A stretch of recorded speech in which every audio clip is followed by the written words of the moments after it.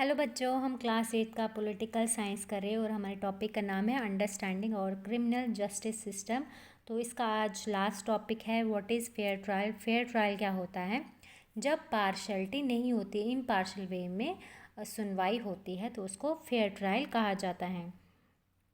तो अब हम इसमें इमेजिन कर लेते हैं शांति का केस, जो हमने इसमें चैप्टर में पढ़ा। शांति पे चोरी का इल्ज़ाम लगाया था, तो उसी का हम केस मतलब वहाँ की तरफ अब इमेजिन करते हैं कि अगर जज ने उस केस में, शांति के केस में, डिफरेंट वे में एक्ट किया होता, या कोर्ट ने उसको चार्जशीट की कॉपी ना दी होती, जो या जो एविडेंसेस, जो विटनेसेस ने जो स्टेटमेंट दिए, जो विटनेसेस के स्टेटमेंट थे, वो भी अगर शांति को नहीं दिए होते तो क्या होता?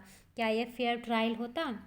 या जो ट्रायल है, जो सुनवाई है, वो सीक्रेट लोकेशन पे होती जहाँ पे शांति और उसका भाई प्रेजेंट ना होता, तो वो क्या फेयर ट्रायल था? या कि जो एडवोकेट रॉय, जो शांति की जो लॉयर थी, उसको ज़्यादा टाइम नहीं दिया होता ताकि वो प्रोसिक्यूशन के जो विटनेसेस है, प्रोसिक्यूशन का विटनेस कौन था? मिसेस शिंदे, उनको क्वेश्चन ना करे, इतना टाइम नहीं दिया होता एडवोकेट रॉय को, तो क्या ये फेयर ट्रायल था?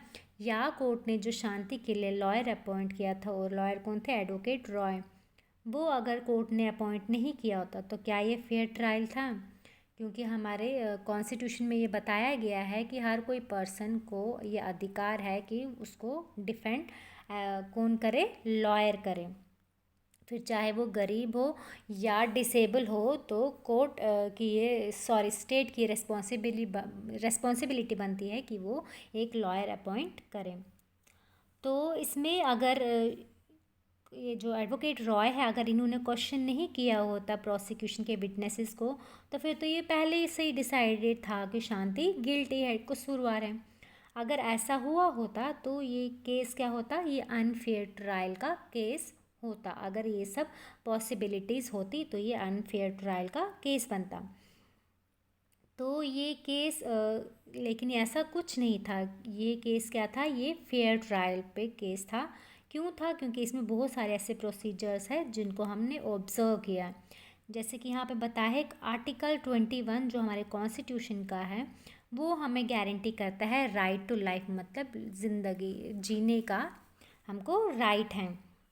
इसमें ये बताते हैं कि कोई भी पर्सन की जो लाइफ है, ज़िंदगी या लिबर्टी, आज़ादी, तभी ली जा सकती है जब कोई रीज़नेबल वजह हो या कोई लीगल प्रोसीजर होता है, उसी के तहत उसकी लाइफ या लिबर्टी ली जाती है। तो फेयर ट्रायल हमें ये भी इंश्योर करता है कि जो आर्टिकल 21 है, उस आर्टिकल 21 जो कॉन्स्टिट्यूशन का है, उसको फॉलो किया जाए। मतलब ये है कि आपको हक, हमको हक है राइट टू लाइफ का, लेकिन इसका मतलब ये नहीं है कि हमें ज़िंदगी जीने का हक है। तो इसका मतलब ये भी नहीं है कि हम कोई क्राइम करेंगे, किसी के घर में डाका डालेंगे, चोरी करेंगे या किसी का मर्डर कर देंगे।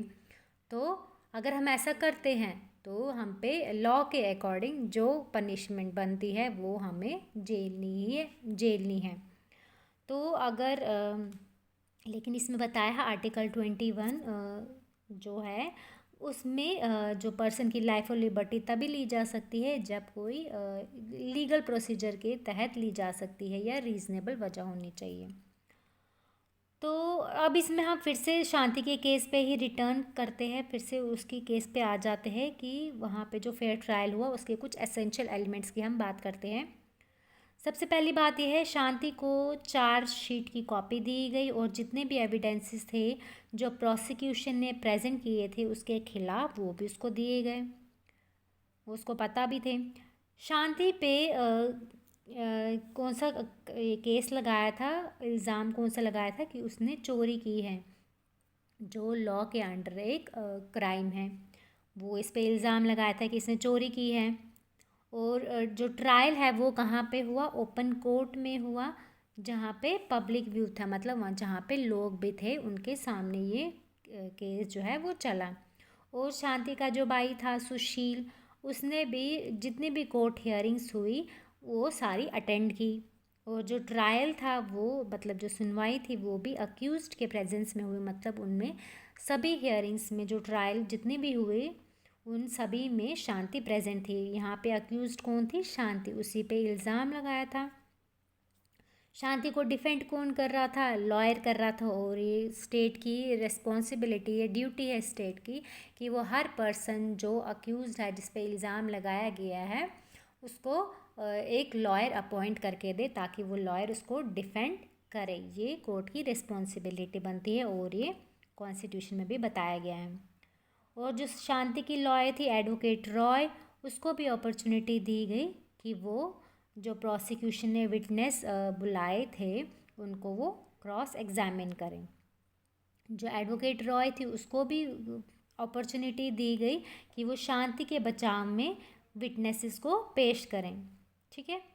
अब ये था कि पुलिस ने केस तो फाइल कर दिया था शांति के खिलाफ चोरी का, लेकिन जज ने उसको अभी भी इनोसेंट बोल रहा था। क्यों बोल रहा था? क्योंकि जब तक किसी पर्सन का, अक्यूज्ड पर्सन जिस पे इल्ज़ाम लगाया गया होता है, जब तक उसका क्राइम साबित नहीं हो जाता कोर्ट में, तब तक वो इनोसेंट ही होता है।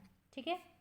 तो ये रिस्पॉन्सिबिलिटी भी होती है प्रोसिक्यूशन की कि वो यहाँ पे रिस्पॉन्सिबिलिटी थी प्रोसिक्यूशन की कि वो शांति को रीज़नेबल डाउट पे शांति को गिल्टी साबित करे। उसका काम ये था कि वो शांति का जो क्राइम है वो साबित करे। लेकिन यहाँ पे शांति के केस में ऐसा नहीं हुआ। प्रोसिक्यूशन के पास एविडेंसेस पक्के नहीं थे, विटनेसेस भी पक्के नहीं थे जिससे कि शांति का क्राइम साबित हो। हमें ये भी पता है शांति कसूरवार नहीं थी, वो बेकसूर थी। उस पर जो इल्ज़ाम लगाया था चोरी का वो झूठा इल्ज़ाम था।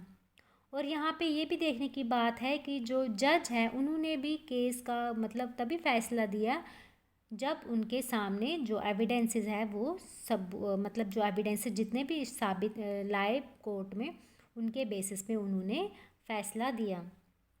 तो जज ने एकदम से कंक्लूजन नहीं निकाला, मतलब एकदम से फैसला नहीं दिया कि शांति चोर है। वो इसलिए क्योंकि वो गरीब थी, गरीब मेड सर्वेंट थी, तो एकदम से कंक्लूजन नहीं निकाला कि शांति चोर है।